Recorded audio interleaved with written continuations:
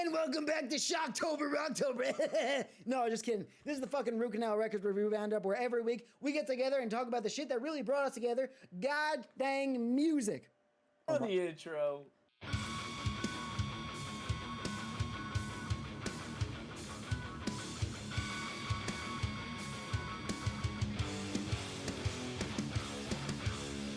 And that's right, we're back here for another episode of the CANAL Records Review Roundup, where we spend a little time of every week talking about the shit that inspires us, including, but not limited to, my album of this fucking week, my album potentially of the year. When we have our album of the year debate, this is definitely going to be on the fucking ballot. Oh shit, are we doing an album of the year debate? Oh, it's going to be a bloodbath. Oh yeah. And speaking of blood, speaking of spooky things, speaking of horror itself, I want to talk about, because I'm biased, Slipknot, The End So Far.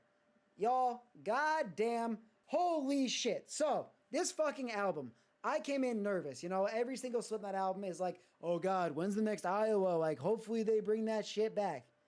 They did not only bring that shit back, but it's the most creative Slipknot album I think I've heard in fucking years. It's like, the shit they Those do are big words. It's big words, right? And I feel that. I came in, I'm like, this is going to be big talk. The guys are going to fucking make fun of me. But the first song, just like without spoiling anything, the first song's called Adderall, right? The first listen, I stayed up till midnight to listen to the release, and I'm sitting there like washing dishes, like listening to this shit, and I'm like, oh my god, this album is going to be fucking garbage. I'm like, this is the worst thing I've heard. This is going to be trash. It's going to be just straight like stuff, like pop fucking metal, just like phoning it in.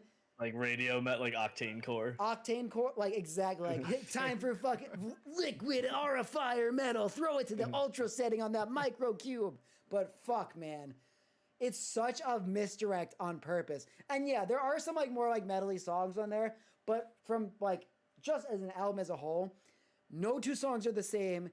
They fucking throw so many misleads. They do so many fucking cool little goddamn like background instrumentals. It's just fucking weird. And that's like what I think I've wanted from Slipknot since the first fucking album, like the self-titled. I want just shit that doesn't fucking make sense and makes you feel uncomfortable. And I'm fucking uncomfortable again because I can't guess what's going to happen in the next song. For you guys specifically, because I know like that song, the Chapeltown Rag, came out when for the show we saw in which was dope live. And I like that song a lot. Yeah, so I thought that was gonna be like the sickest song, right? Oh my god, dude. The singles are such a mislead. There's a song called Hive Mind, which is like brutal fucking Iowa destruction, which goes into another song called Warranty. They both have that fucking Iowa 1999 destructive shit. But then you get later into the album and it's like the end of the album itself too. Like I'm not going to go through too much to like take up too much time, but the end of the album itself, oh my god, I was sitting there fucking like weeping my eyes out. And I didn't expect that. It was like I think it's called like Finale. Life is Hell. Yeah. It's like awful, but like I still like it here. And it's like not crazy heavy. It's just like ballady, but yeah, overall the End So Far for me, fucking success, man. Like I'm so happy it turned out the way it did. Is this their last album? So feels like it. That's what I was thinking. I was worried about that, right? Because they end with a song called Finale. Every single piece of promo they put out has been like highlights from every single thing they've done like over the years. Yeah. So who knows, They've right? been kind of alluding to it. They have been. And for me, my whole perfect like if Slipknot is to end, your whole gimmick is the 9, right? End on 9 albums. But to be fair, if this is the last album, I'd be fucking happy with it. Like fucking incredible. Yeah, so I've only listened to Chapeltown Rag, obviously, when it came out, and Hive Mind, because you showed me it, and Hive Mind was fucking sick.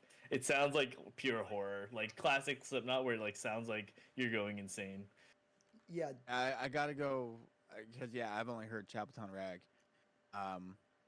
Putting on my skepticism hat for 1 second when you said Adderall, when you said Adderall is a purposeful misdirect. You think that maybe they just missed the mark with that one? No, and here's why. Because, oh my god. I'm going to tell you why you're wrong. No. Fucking come in. That's the point of this whole fucking thing. We're reviewing shit. My god. Fucking bring the daggers, baby. I can't. I mean, I haven't heard it. I'm just going off of what you said. Ryan, when you hear it, you're going to, like, be angry.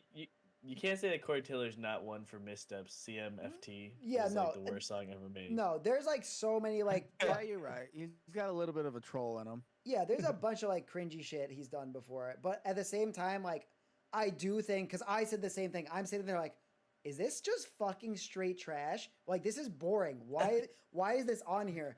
And then the next song comes in and it's like, oh my god, it's smacking me in the face. And it's just like I feel like there's no way they put that out just like the opening of the album too. You will be angry though. Right. You're gonna be like, it's gonna make you feel weird. I'm gonna fall asleep to it tonight. That song you can't fall asleep to. Sorry, Slipknot, I'm saying it. But yeah, that's just the fucking end so far. Go check it out, give it a chance. And yeah, that's my take. But we got another album to talk about, and that is Color Decay by The Devil Wears Prada. Omar, fucking take it away, baby. I mean, like I said, because we had a review of their EP or like an early look at it, and I loved it. And Devil Wears Prada is like one of those bands that first got me into this kind of music. And this album just like every year they've been just like recently experimenting more and more. And I feel like this one is like kind of just like the culmination of all the sounds they've been trying to do recently and making like a super accessible but super emotional album. Like even just the first song hits so hard with the catchy chorus. It's really good. Yeah. Every song is catchy.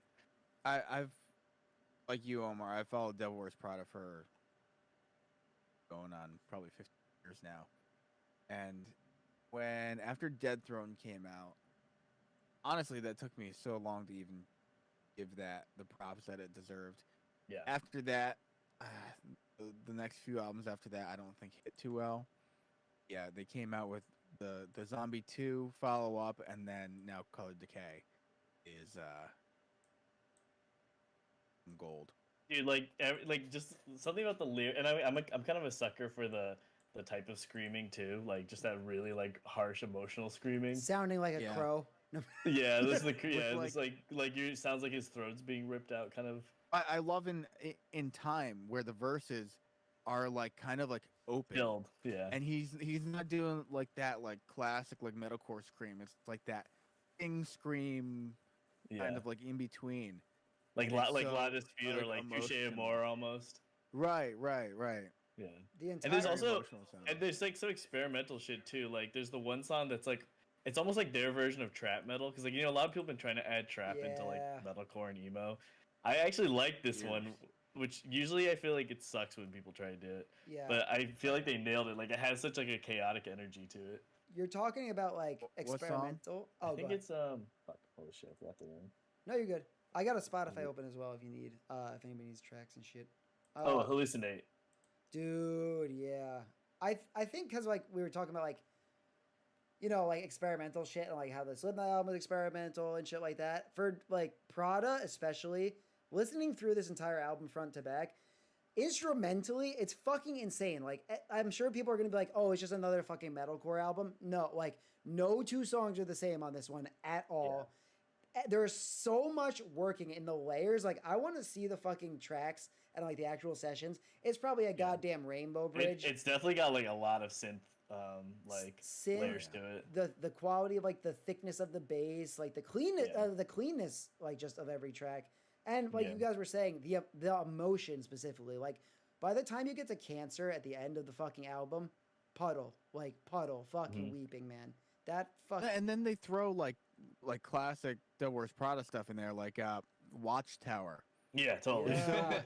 So like just like fast and like riffy, and then it just ends with a brutal breakdown. Yeah, totally. Like just it's like they took the old Prada sound and then brought their new production techniques and all that.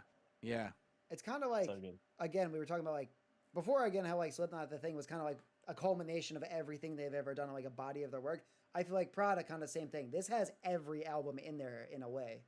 Yeah, it is. It definitely feels like one of those, like when a band does like their sort of like album that like is the result of everything they've done. Like kind of in a way, Bring Me the Horizon with survival horror is kind of that. Yeah, dude, for sure.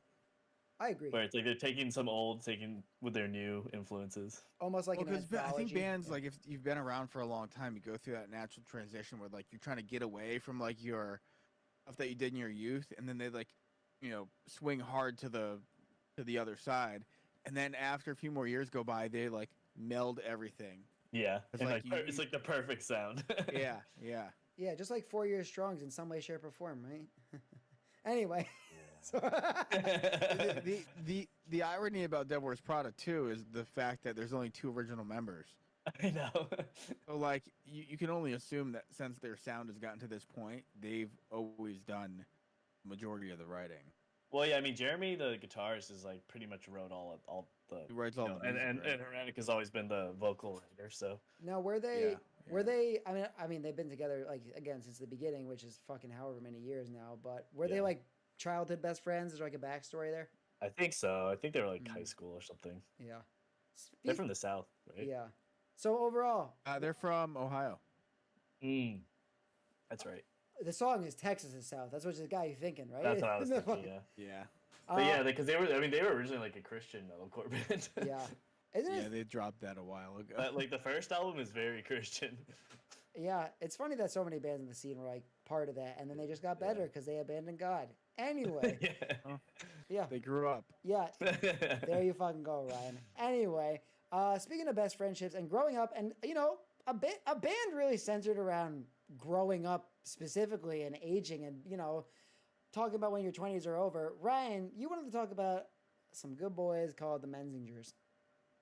Yeah, I know you guys are talking about like recent albums, but Menzingers are just a band that I feel like we should highlight on here, just because they consistently put out hit after hit, in my opinion. They were on my I wedding think playlist. their Dude. last album.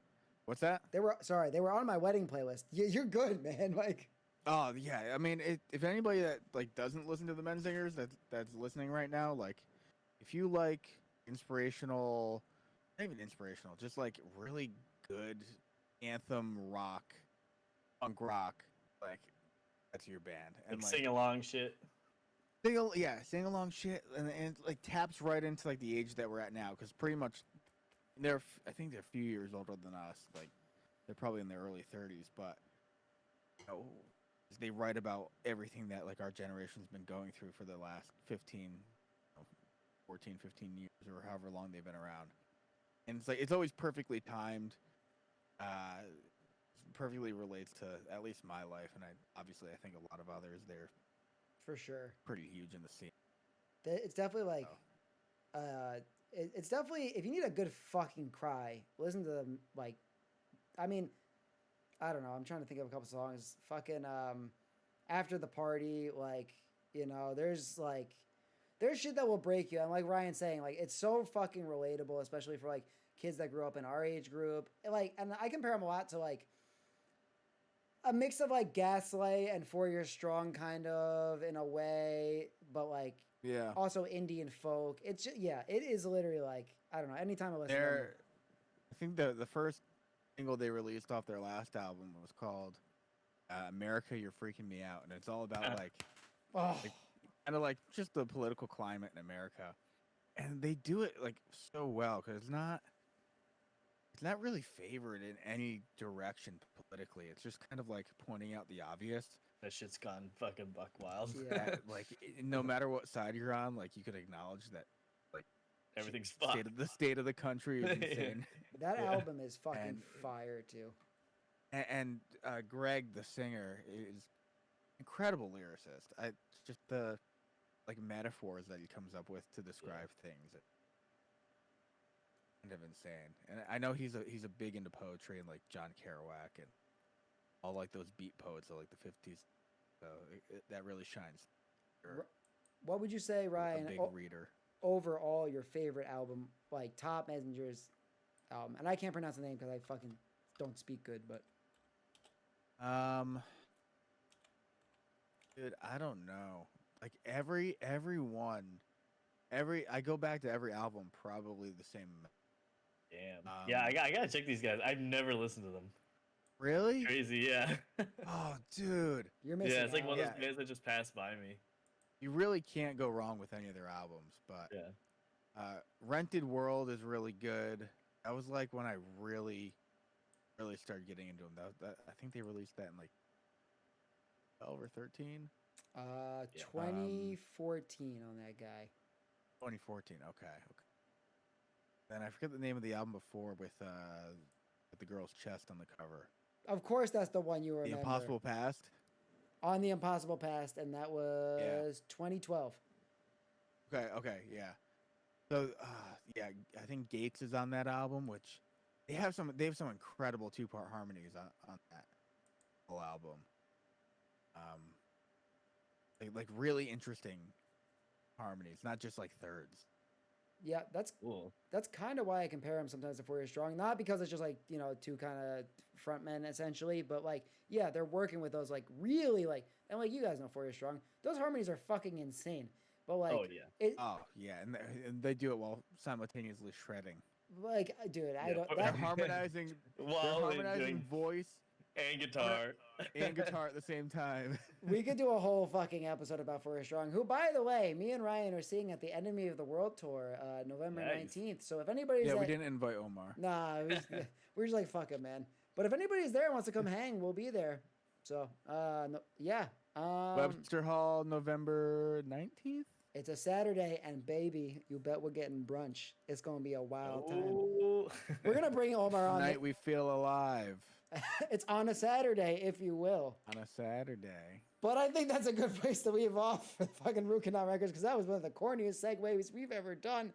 Goddamn. Thank y'all for joining. This has been another episode of the Root Canal Records Review Roundup. Check back every week where we talk about some music and have a good ass time. And comment below, what the fuck is your favorite album? What do you think about new Slipknot? Devil Wears Prada, and also, what's your favorite Menzingers album? Bye bye. Oh, should we give a rating to Slipknot? Well, we can't rate Slipknot, I guess all of us. But what about Devil Wears Prada? What are we? What's out of 5? Yeah, out of 5. Okay. I'm gonna give it a 4.5. I was just gonna ask if we can give half ratings. Yeah, that's 100% accurate. It's not quite masterpiece, but it's so good. Yeah, it's. I think it's like the closest to masterpiece they've gotten, and I don't know if that's Yeah. shitting on them, but I just think like because it's a culmination of everything, I Yeah. feel like if for new listeners and old, it's just like a celebration. Yep. Well, Raw Dog. I'm either 4 or 4.5. I really like Zombie 2 and really enjoy that vein of them. Much different. Zombie 2 is And- really experimental. It's And so like if we could get a whole album of that style, Yeah. that would be like I think a perfect iteration of Wars Product. Zombie 2 is a lot less accessible in some ways. Yeah, no, it is. This But- one's very accessible. Color Decay is right up there. Yeah. Ryan, all you got to do to get what you want out of a band and a full album is comment angry comments in their YouTube. That's how you do it, man. Yeah. Which, by the way, don't do that here. This They is want you to play the heavy music again. Yeah, exactly. But yeah, that's the Root Canal Records Review Roundup. Have a good night, everybody. Love it. Peace.